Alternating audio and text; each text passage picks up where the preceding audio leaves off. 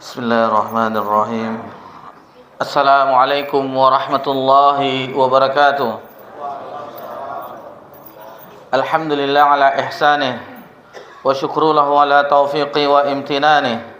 Asyhadu an la ilaha illallah ta'zima li sya'nih wa asyhadu anna Muhammadan abduhu wa rasuluh ad-da'i ila ridwanih wa salatu wassalamu ala alihi wa ashabihi wa ikhwanih. Ya ayyuhalladzina amanu taqullaha haqqa tuqatih wa la tamutunna illa wa antum muslimun. Amma ba'd. Alhamdulillah, puji syukur kehadiran Allah Subhanahu wa taala. Allah Subhanahu wa taala senantiasa mencurahkan nikmat kepada seluruh makhluknya dan itu tidak pernah terhenti walaupun hanya sekejap mata. Salawat beriringkan salam kepada Nabi kita tercinta, yakni Nabi Muhammad sallallahu alaihi wasallam. Bapak-bapak, ibu-ibu jamaah Masjid Utsman bin Affan radhiyallahu anhu yang semoga diberkahi dan dirahmati oleh Allah Subhanahu wa taala. Di malam yang berbahagia ini, tepatnya tanggal 10 Rabiul Awal 1447 Hijriah, 2 September 2025 Masehi, insyaallah kita melanjutkan pelajaran kita dalam pembahasan matan al-aqidah dari Qawaidul Arba', 4 kaidah di dalam memahami tauhid. Sebelumnya kita ingatkan bahwasanya senantiasa bapak-bapak, ibu-ibu kita doakan negeri kita ini, negeri kita, pemimpin kita agar mendapatkan nikmat aman, keamanan. Karena nikmat aman dan keamanan merupakan nikmat terbesar dari suatu negeri. Nabi Ibrahim alaihissalam setelah membangun Ka'bah, mendirikan Ka'bah dengan putranya Nabi Ismail alaihissalam, lalu berdoa kepada Allah, Allahumma taqabbal minna innaka antas samiul alim. Lalu Nabi Ibrahim alaihissalam mendoakan Mekah, Rabbana ja'al hadza baladan amina. Ya Rabb kami, jadikanlah negeri ini Mekah negeri yang aman. Karena keamanan itu adalah nikmat yang tiada tara bagi suatu negeri, suatu negara. Dan alhamdulillah kita di Pekanbaru, alhamdulillah tidak seperti di daerah-daerah yang lain, alhamdulillah. Sehingga kita masih bisa beraktivitas dan keamanan adalah yang tujuannya adalah supaya aman, tentram, beribadah kepada Allah Subhanahu wa taala. Jadi bapak-bapak, ibu-ibu melangkahkan masjid ke Masjid Utsman bin Affan atau di masjid yang lainnya, itu tidak ada khawatir. Pergi haji atau umroh tidak ada khawatir, aman di jalan dan aman di negeri yang dituju. Jadi bapak-bapak, ibu-ibu kita doakan supaya negeri kita ini senantiasa mendapatkan keamanan, rasa aman bagi rakyatnya. Tentunya kita ingin sejahtera, makmur, dan doakan pemimpin kita sekarang agar menjadi pemimpin yang adil. Karena Fudail bin Iyad rahimahullah ta'ala pernah berkata, salah seorang ulama terdahulu, seandainya saya memiliki doa mustajab, maka saya akan meminta doa mustajab itu agar diberikan pemimpin yang adil. Siapa tahu di antara bapak-bapak, ibu-ibu, doanya didengar oleh Allah Subhanahu wa taala, Allah jadikan pemimpin kita pemimpin yang adil. Bayangkan berkat doa bapak-bapak, ibu-ibu, 280 juta jiwa rakyat Indonesia akan menikmati pemimpin yang adil tersebut. Tapi kalau belum juga, ya tentunya kita tidak bisa, karena pemimpin yang adil itu anugerah dari Allah Subhanahu wa taala. Berkat keimanan dan ketakwaan, maka Allah berikan pemimpin yang adil tersebut. Jadi itu anugerah dari Allah Subhanahu wa taala. Tentunya rakyatnya, masyarakatnya juga bertakwa kepada Allah Subhanahu wa taala. Baik, kita lanjutkan pelajaran kita bapak-bapak, ibu-ibu yang semoga diberkahi dan dirahmati oleh Allah Subhanahu wa taala. Jadi di pertemuan sebelumnya di hari Selasa yang lalu kita telah mempelajari tentang millah Ibrahim. agamanya Nabi Ibrahim alaihi salam. Para nabi dan rasul itu diperintahkan untuk mengikuti milah Ibrahim yang hanif, yang lurus, yang condong kepada tauhid, menjauhi kesyirikan.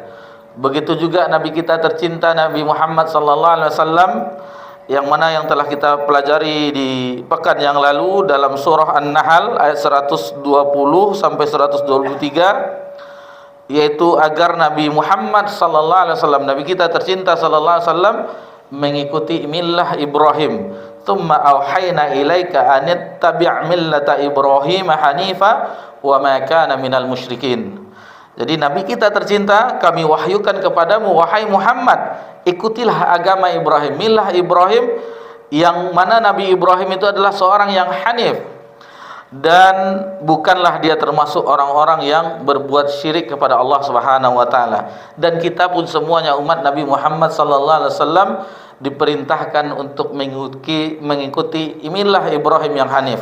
Allah Subhanahu wa taala berfirman dalam surah Ali Imran ayat 95, fattabi'u millata Ibrahim hanifa wa ma kana minal musyrikin. Katakanlah maka ikutilah agama Ibrahim yang lurus, yang hanif, dan bukanlah dia termasuk orang-orang yang berbuat kesyirikan. Mengapa harus mengikuti milah Ibrahim?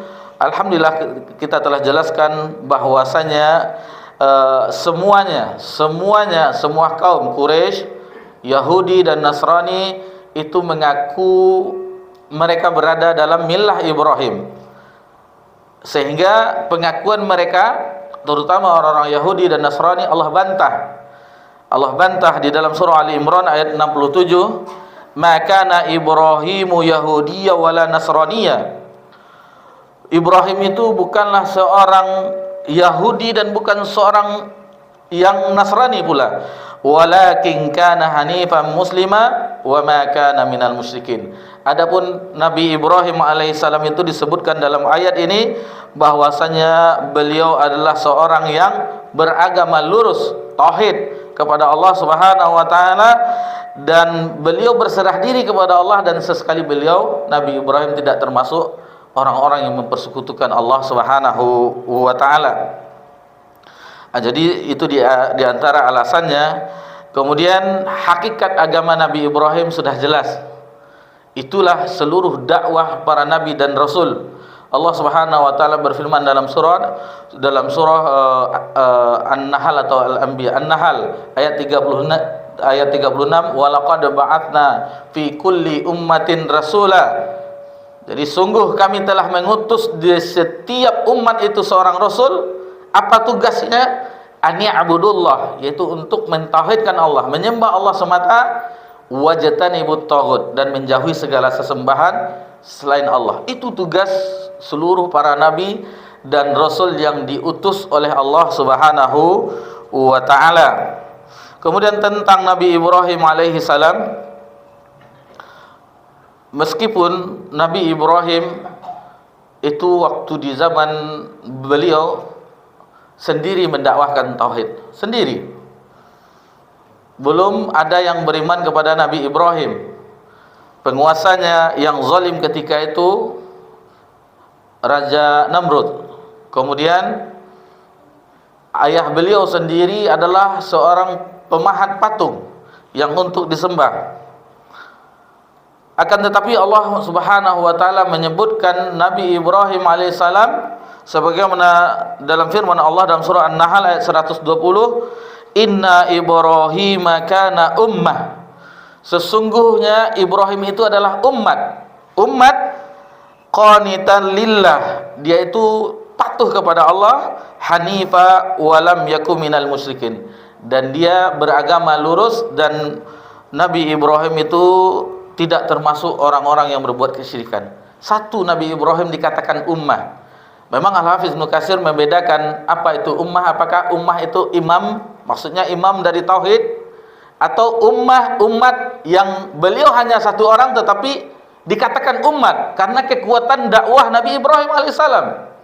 Karena dakwah tauhid adalah dakwah yang besar, dakwah para nabi dan rasul, sehingga Nabi Ibrahim yang sendiri dikatakan umat. dikatakan umat. Saking besarnya dakwah Nabi Ibrahim alaihi salam. Bapak-bapak, ibu-ibu yang semoga diberkahi dan dirahmati oleh Allah Subhanahu wa taala. Kenapa kita munculkan, kita tarik ke asal muasalnya? Karena di masa Nabi Ibrahim alaihissalam itu banyak ibadah-ibadah yang juga ada di syariat Nabi Muhammad SAW.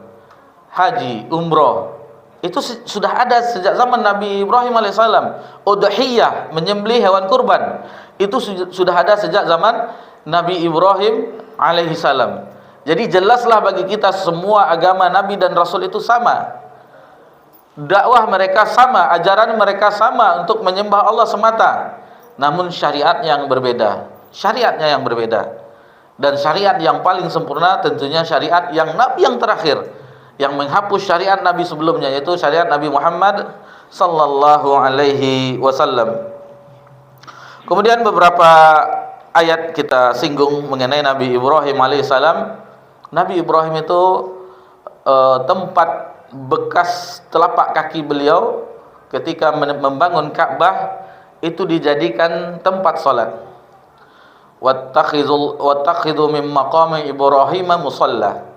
Di bekas telapak, kalau kita sekarang seperti sarang burung yang kuning, yang orang jamaah umrah yang kurang ilmunya mencium-cium, mengelus-elus. Nah, itu di dalam itu bekas telapak kaki Nabi Ibrahim. Setelah kita tawaf 7 kali, lalu kita ke belakang makam Ibrahim, salat 2 rakaat. Di ayat pertama baca surah Al-Kafirun, di ayat yang kedua baca surah Al-Ikhlas. Setelah itu kita minum zam-zam, baru setelah itu sya'i. Mungkin bapak-bapak yang alhamdulillah pernah haji dan umrah itu teringat kembali manasiknya. Kemudian selain itu Nabi Ibrahim alaihi salam Allah jadikan kekasihnya, Khalil. Wattakhazullaha Ibrahima khalila. Allah jadikan Ibrahim itu khalilnya. Khullah, kata-kata khullah, khalil, khullah dasarnya khullah. Seperti hub, cinta, itu khullah tingkatan yang cinta yang paling tinggi, yang tidak ada kekurangan di dalam cinta tersebut. Kekasih yang tidak ada kekurangan. Kenapa Nabi Ibrahim mendapatkan hal yang demikian? Karena seluruh ibadah yang paling kecil dan ibadah yang paling besar Nabi Ibrahim lakukan. Bayangkan bapak-bapak, ibu-ibu, menyembelih putranya sendiri yang Allah perintahkan, Nabi Ibrahim lakukan. Karena kecintaan Nabi Ibrahim hanya untuk Allah Subhanahu wa taala semata. Allah jadikan Nabi Ibrahim sebagai khalil, dan begitu juga Nabi kita tercinta sallallahu alaihi wasallam Allah jadikan sebagai khalilnya. Jadi 2 khalil Allah. Pertama Khalil Rahman, yaitu Nabi Ibrahim alaihissalam, dan Nabi Muhammad sallallahu alaihi wasallam. Jadi kalau ada misalnya kita dengar bahwa Nabi Muhammad itu kalau yang kita dengar hubbullah Habibullah. Enggak, salah. Nabi Muhammad SAW bukan Habibullah, bukan Habib, bukan hubnya Allah, tetapi Khalil, sebagaimana Nabi Ibrahim Khalil. Itu makanya kata Nabi sallallahu alaihi wasallam ketika Nabi mengatakan, seandainya Allah tidak menjadikan aku Khalil, kekasih Allah, maka akan aku jadikan Abu Bakar itu sebagai Khalilku. Tetapi Nabi Muhammad SAW telah Allah jadikan khalilnya, kekasihnya, sehingga Nabi SAW tidak bisa menjadikan Abu Bakar menjadi khalilnya. Karena ini tingkatan yang tinggi dalam cinta. Kalau hub, mahabbah, itu masih ada kekurangannya, ada cemburu di situ, ada dusta, ada bohong. Tetapi kalau tingkatan khullah yang tertinggi itu sempurna, tidak ada celah kekurangannya. Tingkatan cinta yang paling tinggi.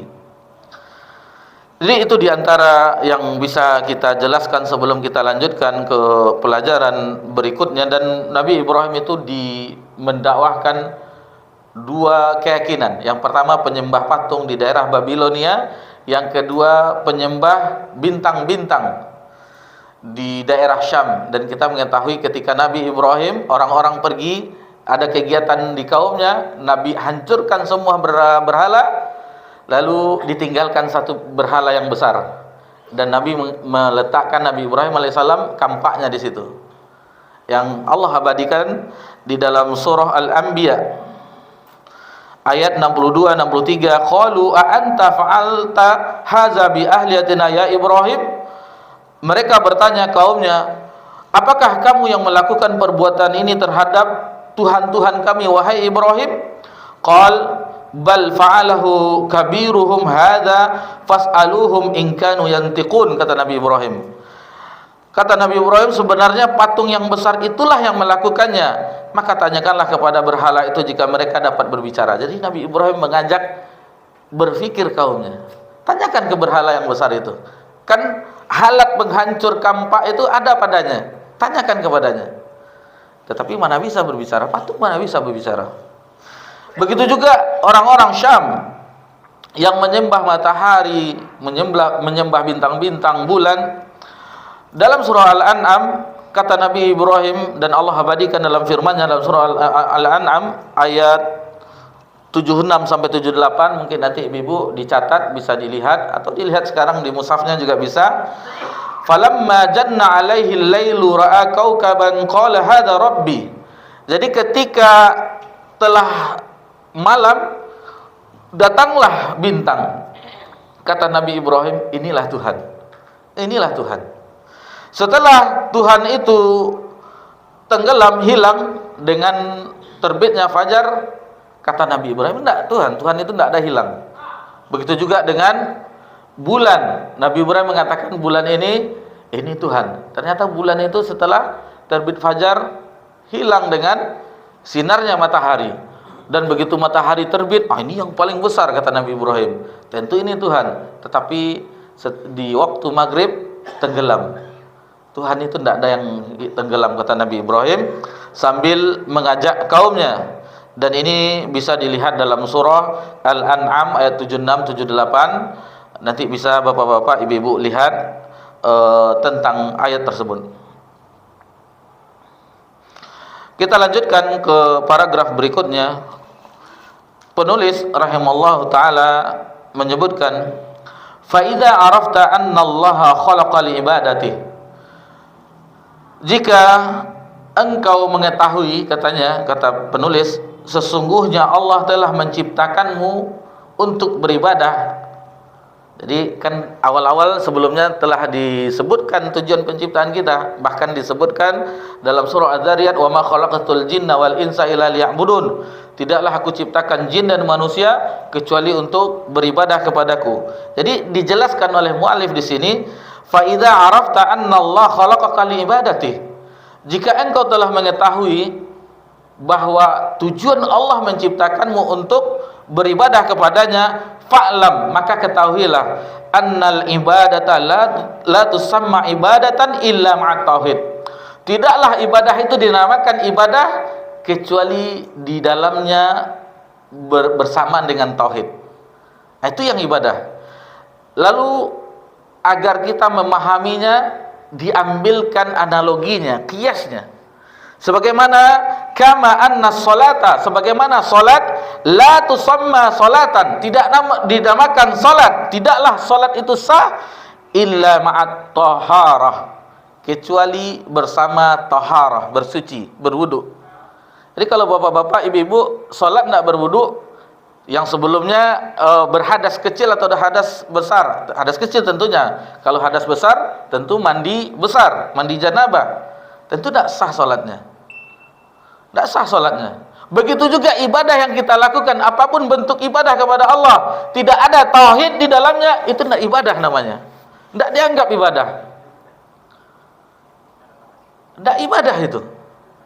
Tidak ada ikhlas di dalam ibadah tersebut, tidak ada niat untuk Allah, tidak ibadah namanya. Sebagaimana ketika sholat tidak berwudu, itulah perumpamaan dibawakan oleh penulis, bahwasanya syarat sahnya ibadah itu harus ikhlas kepada Allah Subhanahu wa taala. Salah satunya harus untuk Allah Subhanahu wa taala semata. Inna salati wa nusuki wa mahyaya wa mati lillahi rabbil alamin. Sesungguhnya salatku, ibadahku, sesembelihanku atau ibadahku hanya untuk Allah, Rabb semesta alam. La syarikalah, tidak ada sekutu baginya, wa makana minal musyrikin, dan tidaklah termasuk aku termasuk orang-orang yang berbuat syirik kepada Allah Subhanahu wa taala. Kemudian dijelaskan juga di sini kal hadathi idza dakhala fit taharah. Jadi di sini disebutkan oleh muallif, oleh karena itu kata muallif,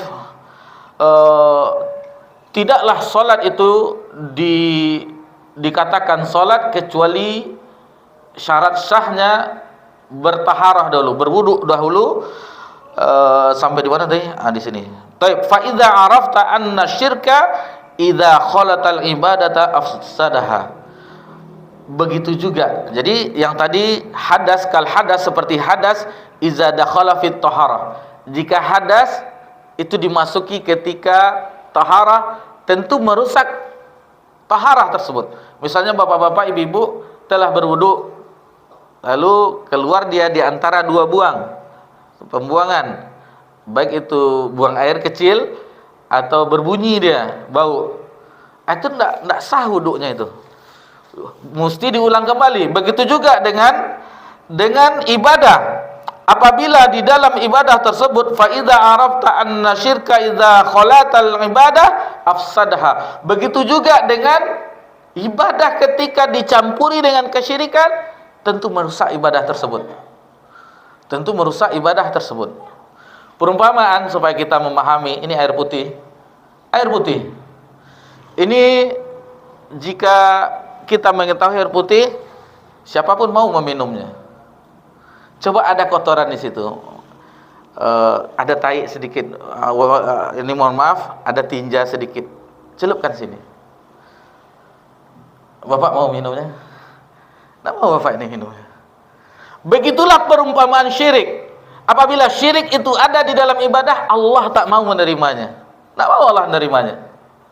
Perumpamaannya seperti itu. Karena akan mengotori ibadah tersebut. Baik itu syirik besar dan syirik kecil. Syirkun akbar, syirkun asghar.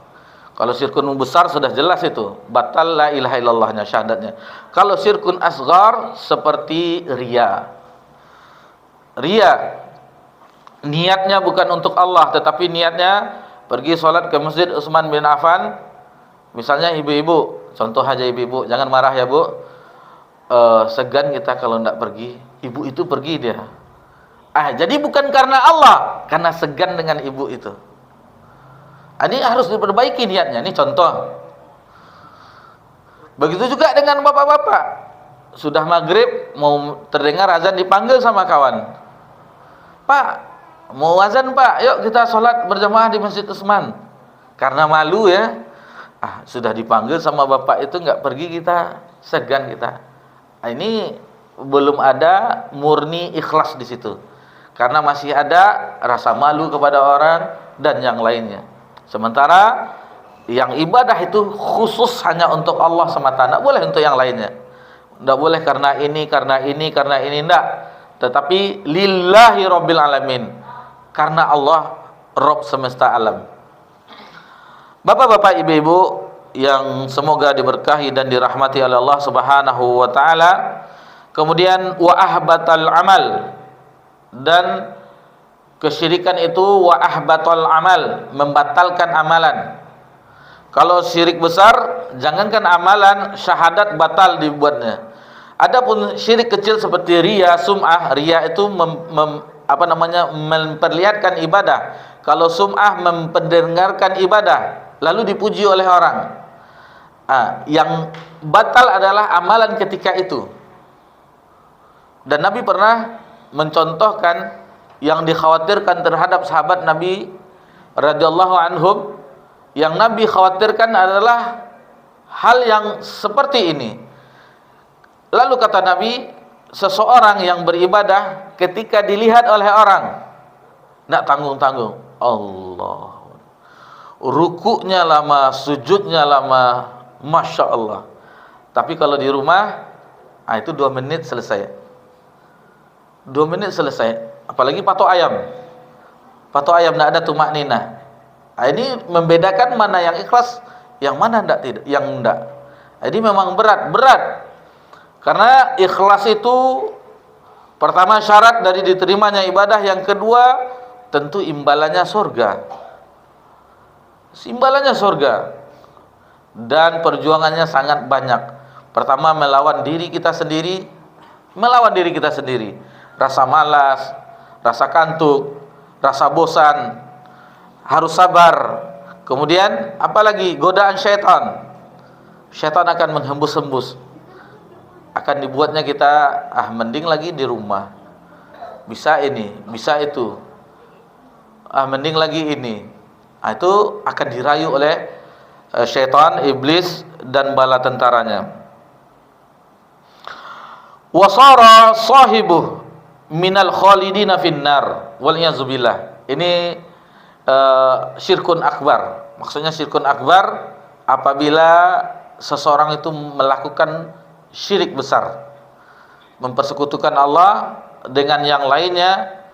Ini akan mendapatkan ancaman khalidina finnar, kekal di dalam neraka, wal'iyazubillah. Ini dijelaskan seperti itu agar mendapatkan ketakutan.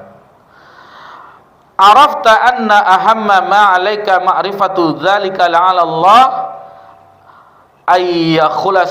ayyukhallisaka min hadhihi syabakah. Lalu disebutkan di sini bahwasanya tentulah engkau akan mengetahui bahwa perkara yang paling penting bagimu adalah mengetahui masalah kesyirikan ini.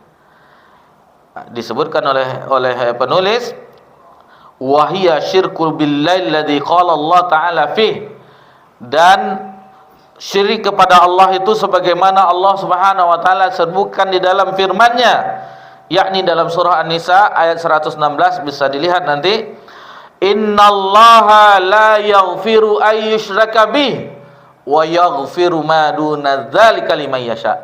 Sesungguhnya ini bagi yang wafat dalam membawa dosa syirik besar ya. Sesungguhnya Allah tidak mengampuni dosa syirik dan mengampuni dosa syirik terhadap siapa yang Allah inginkan. Orang yang meninggal dalam membawa syirkun akbar, Allah tidak ampuni. Karena berat, menjadikan tandingan bagi Allah, menjadikan ilah selain Allah. Kita mengetahui qul huwallahu ahad. Allah, katakanlah Allah itu esa, satu. Lalu kita carikan tandingan bagi Allah, ada ilah yang lainnya. Itu makanya besar dosanya. Dosa yang paling besar. Dosa yang sangat besar. Kalau dosa yang lainnya Allah akan ampuni. Selain syirik Allah akan ampuni. Allah akan ampuni. Tetapi jika seseorang berbuat syirik sebelum orang ini wafat, Allah juga ampuni. Bukankah para sahabat Nabi dahulu mereka diantaranya menyembah berhala sebelum cahaya Islam itu merasuk dalam jiwa para sahabat? Awal-awalnya mereka jahiliyah. Jahiliyah di sini maksudnya jahil terhadap sesembahan, terhadap yang disembah. Dan fitrah manusia, seluruh manusia itu ingin ada Tuhan yang dianggapnya Tuhan. Ada fitrah manusia, ini Tuhan.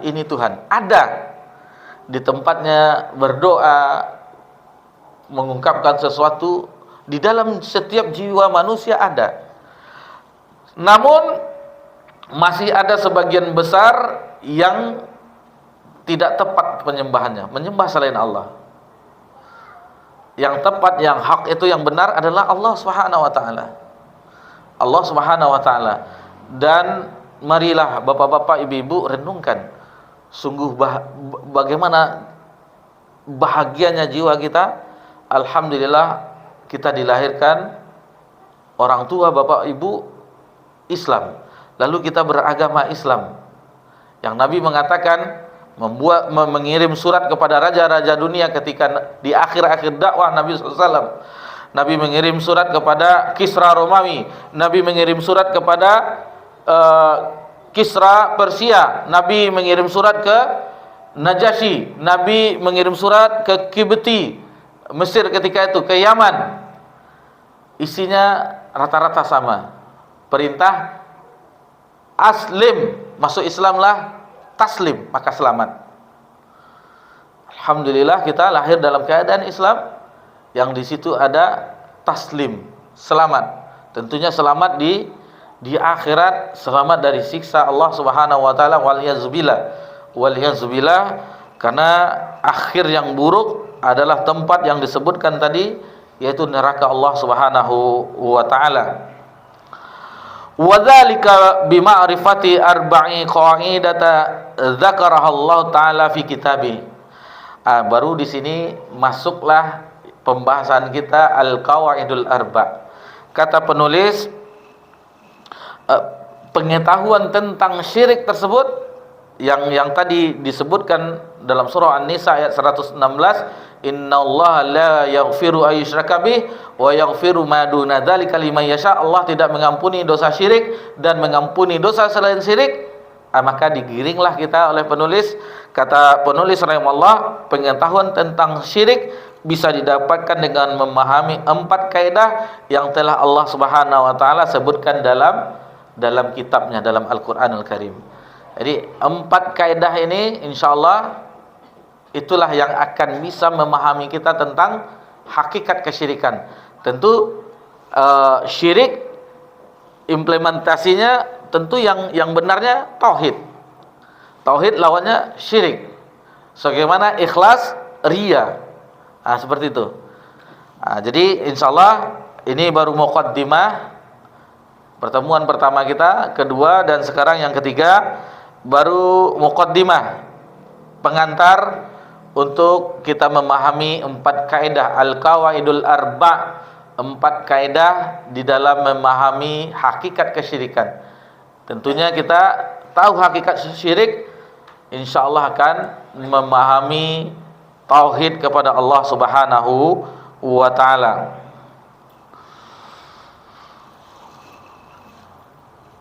Bapak-bapak, ibu-ibu yang semoga diberkahi dan dirahmati oleh Allah Subhanahu wa taala, mengenai dosa syirik yang tidak diampuni tadi, Allah Subhanahu wa taala berfirman di dalam surah Az-Zumar ayat 65 dan 66. Walaqad uhiya ilaika wa ilal ladzina min qablik. Kata Allah Subhanahu wa taala dalam firman-Nya, dan sesungguhnya telah diwahyukan kepadamu dan kepada nabi-nabi sebelummu, la in asyrakta la yahbatanna 'amaluk.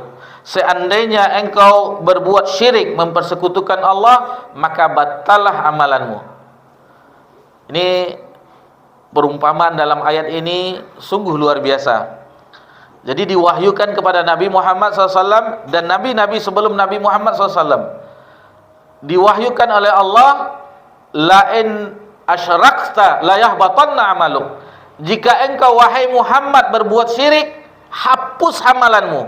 Nabi berbuat syirik, Nabi Muhammad SAW kekasih Allah berbuat syirik, la yahbatanna 'amaluk, maka hapuslah amalanmu. Tetapi ini mustahil Nabi SAW berbuat syirik. Tapi ini mengambil sesuatu contoh yang sangat besar. Kekasih Allah yang kita sebutkan, ada 2 kekasih Allah Khalilullah, yaitu Nabi Ibrahim dan Nabi Muhammad. Dan pintu surga itu tidak akan dibuka sebelum Nabi Muhammad SAW masuk. Tetapi disebutkan dalam ayat tersebut, la in asyrakta la yahbatanna 'amaluk. Jika engkau wahai Muhammad berbuat syirik, pangkat kenabianmu, pangkat kerasulanmu gugur, amalanmu gugur semuanya. Lalu bagaimana dengan kita yang berbuat syirik? Itu perbandingannya, paham Bapak Ibu kan? Itu Nabi seandainya, tetapi mustahil Nabi berbuat syirik. Tidak mungkin Nabi sampai hari kiamat berbuat syirik. Karena Nabi adalah mengikut milahnya Ibrahim yang hanif. Sudah habis ya. Ini mesinnya mesin diesel, baru panas. Memang agak keras supaya tidak ngantuk. Kadang kalau pelan-pelan nanti ditinggalkan oleh bapak-bapak ibu-ibu, tidur kan, tidak paham jadinya pelajaran. Tentang akidah, di sini hanya ada, tidak ada diantaranya pendapat yang lain. Al-Quran hadis, Al-Quran hadis. Berbeda kalau masalah belajar fikih, kita masalah ibadah, pendapat Imam Syafi'i seperti ini, pendapat Imam Hambali seperti ini, kalau masalah akidah, hitam ya hitam, putih ya putih, tidak ada abu-abunya. Jadi itu makanya kalau ada yang kita tekankan, memang suaranya agak keras, supaya tidak ngantuk, supaya paham nanti bagi yang ibu-ibunya tidak pergi, bapak-bapak, oh tadi kajian Ustadz di Masjid Utsman bin Affan ini, ibu-ibu juga ceritakan, atau mungkin sepasang datang nanti bisa, tadi apa yang tertinggal tadi. Jadi bisa dikompromikan dan belajar kembali bersama di rumah. Mudah-mudahan bermanfaat bagi kita semuanya. Dan walhamdulillah, insyaallah nanti di pertemuan yang akan datang kita akan masuki 4 kaidah yang disebutkan dalam matan Al-Qawaidul Arba'. Mohon maaf jika ada kesalahan dalam penyampaian, maka diakhiri dengan subhanakallahumma bihamdika asyhadu an la ilaha illa anta astaghfiruka wa atubu ilaik. Wassalamu ala nabi Muhammad sallallahu alaihi wasallam wa ala alihi washabbihi ajmain walhamdulillahirabbil alamin. Wassalamualaikum warahmatullahi wabarakatuh.